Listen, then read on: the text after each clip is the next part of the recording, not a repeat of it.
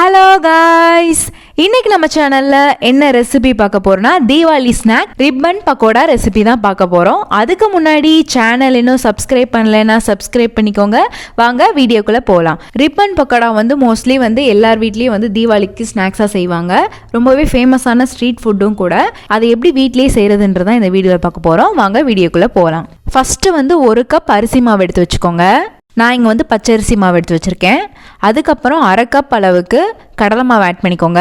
இது ரெண்டையுமே நல்லா சலிச்சுட்டு ஆட் பண்ணிக்கோங்க. அதுக்கப்புறம் 1/4 டீஸ்பூன் அளவுக்கு பெருங்காயத்தூள் ஆட் பண்ணிக்கோங்க. 1 டீஸ்பூன் அளவுக்கு எள்ளு ஆட் பண்ணிக்கோங்க. அதுக்கப்புறம் 1 டீஸ்பூன் அளவுக்கு மிளகாய்த்தூள் ஆட் பண்ணிக்கோங்க. 1 டீஸ்பூன் அளவுக்கு உப்பு ஆட் பண்ணிக்கோங்க. 2 டேபிள் ஸ்பூன் அளவுக்கு சூடு பண்ண எண்ணெய் ஆட் பண்ணிக்கோங்க. இப்போ இதெல்லாமே நல்லா மிக்ஸ் பண்ணிக்கலாம்.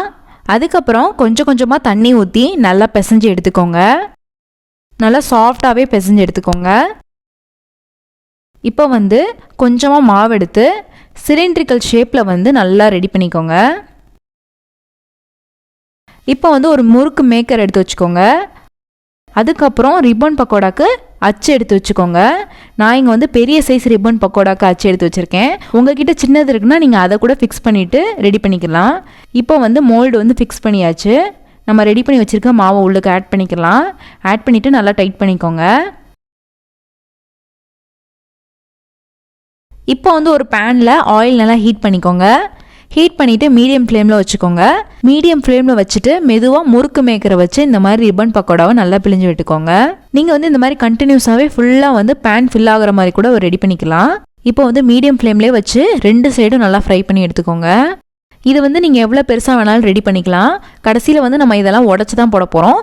ஸோ நீங்கள் எப்படினாலும் ரெடி பண்ணிக்கலாம். அதை நான் யூஸ் பண்ணியிருக்க மோல்டு பார்த்தீங்கன்னா ரிப்பன் பக்கோடா பெருசு.